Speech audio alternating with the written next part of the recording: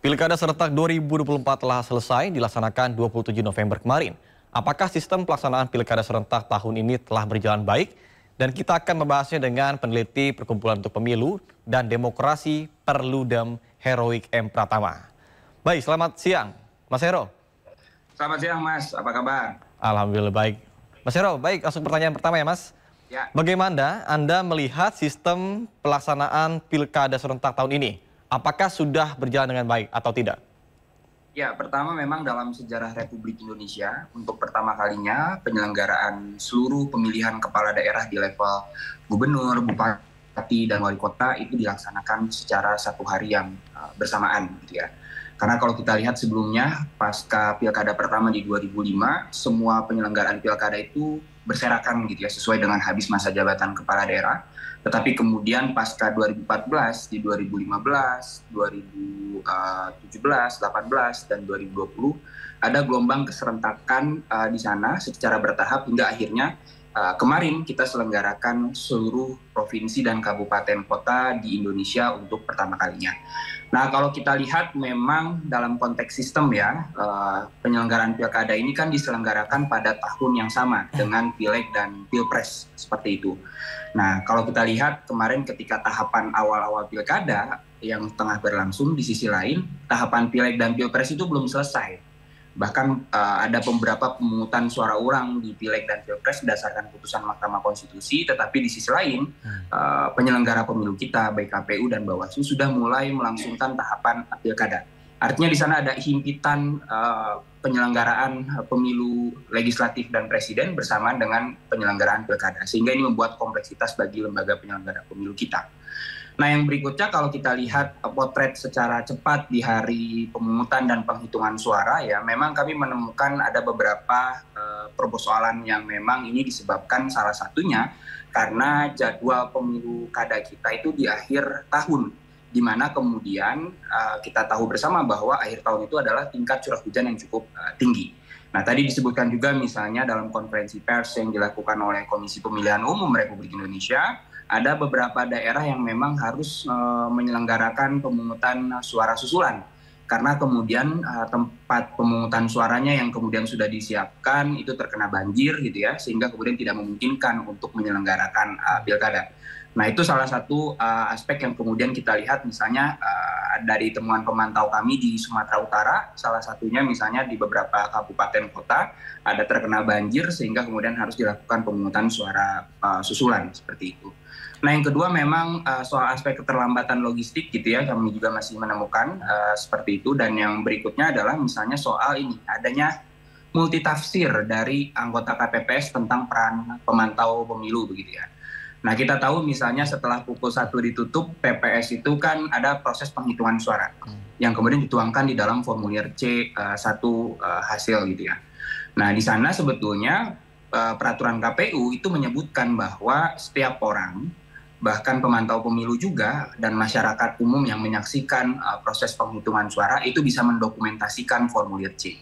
Nah, problemnya misalnya ada beberapa anggota KPPS yang memang mungkin dia tidak diinformasikan dengan baik bahwa C1 itu adalah barang publik yang dimana kemudian bisa didokumentasikan dan itu diatur di dalam KPU kita.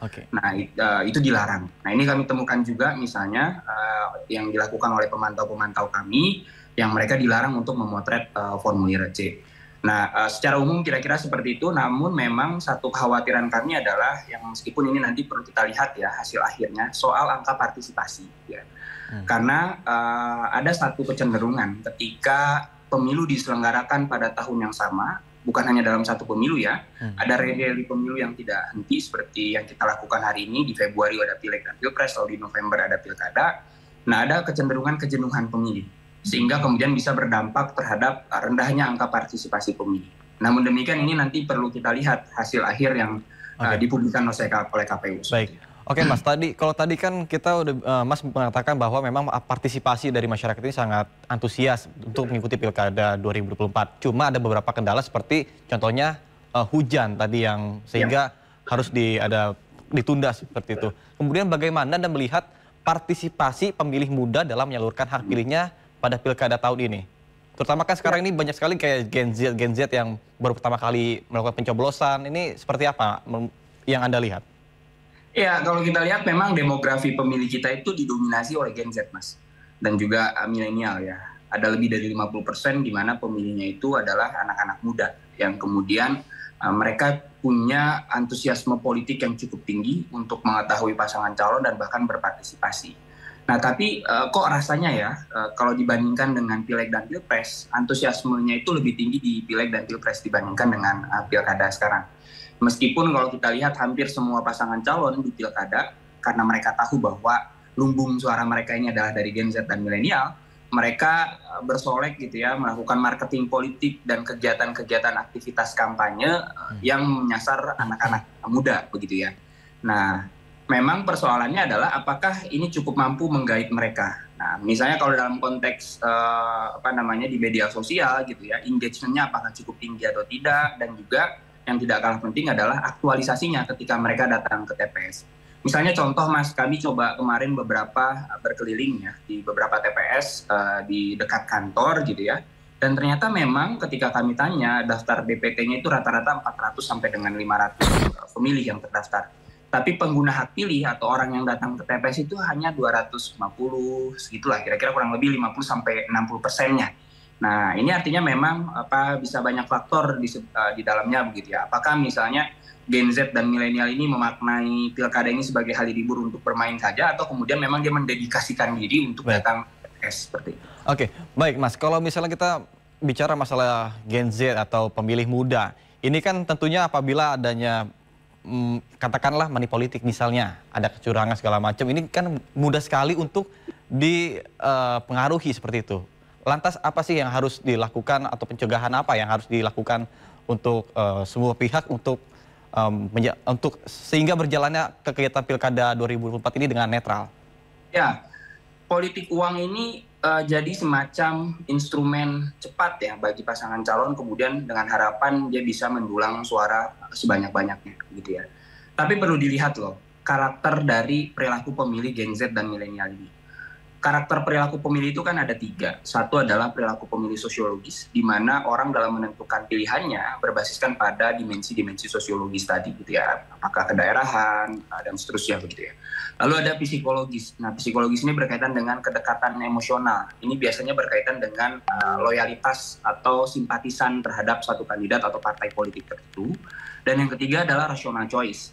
Dia mempertimbangkan untung rugi dari program dan visi misi yang ditawarkan. Dan kalau saya pilih Anda, 5 tahun ke depan dampak benefit apa yang saya rasakan. Nah, pemilih-pemilih Gen Z dan milenial ini adalah perilaku pemilih rasional. Yang mempertimbangkan untung rugi menurut saya bukan berdasarkan keuntungan sesaat dari pemberian uang yang diberikan oleh pasangan calon gitu ya, atau tim pemenangannya. Ya, misalnya 100.000, 200.000 yang kemudian itu bisa habis secara cepat gitu ya. Tetapi dia lebih mempertimbangkan selama 5 tahun ke depan, kalau saya pilih Anda, gitu ya, keuntungan apa yang saya dapatkan. Gen Z dan milenial ini kan aspek kebutuhannya itu bisa kita petakan dalam beberapa jenis ya. Satu adalah pendidikan, gitu ya. Yang kedua adalah lapangan pekerjaan. Dan yang ketiga adalah ruang aktualisasi diri, gitu ya, ruang publik, bagaimana kemudian suatu komunitas, di mana kemudian partisipasi anak muda ini kan sekarang cukup tinggi ya, untuk membentuk suatu komunitas, berdasarkan hobi dan seterusnya, itu bisa terfasilitasi dengan baik. Nah, jadi kalau menurut saya anak-anak Gen Z dan milenial ini tidak akan terlalu berpengaruh terhadap praktek-praktek politik uang tadi begitu ya. Justru ruang-ruang aktualisasi apa yang kemudian itu lebih konkret yang dia bisa dapatkan, bukan hanya dalam jangka pendek tetapi di jangka panjang. Baik, oke, yang terakhir Mas Hero, ya. Mungkin terkait dengan Anda melihat quick count yang berlangsung di berbagai daerah, terutama di Jakarta nih. Ini kan sangat menjadi perbicaraan yang sangat hangat ya, terutama di antara paslon 1, 2, 3, terutama dan pasangan 1 dan juga pasangan 3. Ini tentunya menjadi perdebatan apakah ini bisa menjadi 2 putaran atau 1 putaran. Menurut Anda seperti apa? Ya, pertama kalau kita lihat quick count itu metodologinya sudah dibuktikan secara ilmiah ya, dalam konteks ilmu statistik, yang kemudian dia mensampling beberapa TPS secara proporsional di seluruh wilayah administratif, hanya diambil beberapa sampelnya.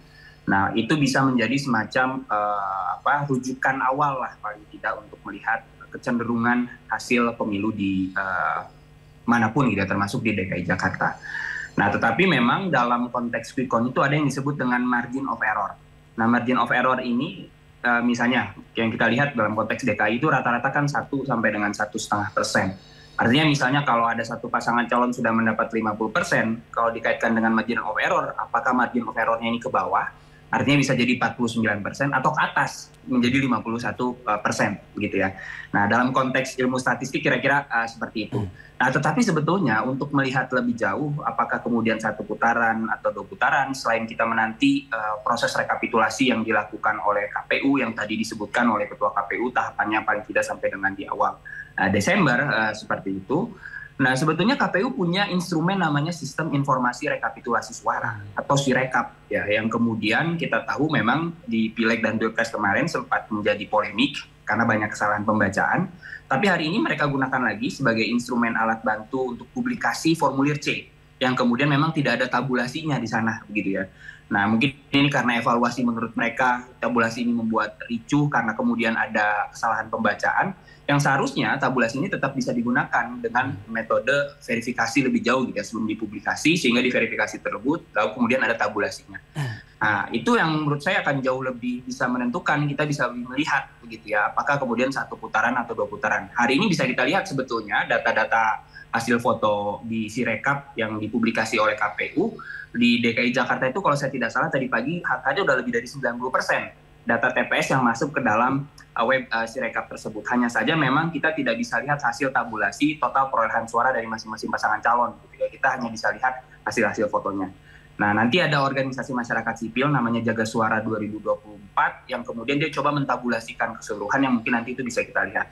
Tetapi poinnya adalah rekan-rekan semua yang tidak kalah penting adalah meskipun hari pemungutan dan penghitungan suara sudah selesai, di teman-teman di Jakarta gitu ya, apakah kemudian 1 putaran atau 2 putaran, yang tidak kalah penting adalah yuk kita sama-sama jaga proses rekapitulasi yang hari ini sudah ada di level kecamatan. Seperti itu, Mas. Baik. Terima kasih Mas Heroik Pratama atas informasi dan waktunya telah berbincang bersama kami di program Sindo Siang. Dan itulah tadi pemirsa perbincangan saya dengan salah satu peneliti Perkumpulan untuk Pemilu dan Demokrasi Perludem, ada M. Heroik Pratama.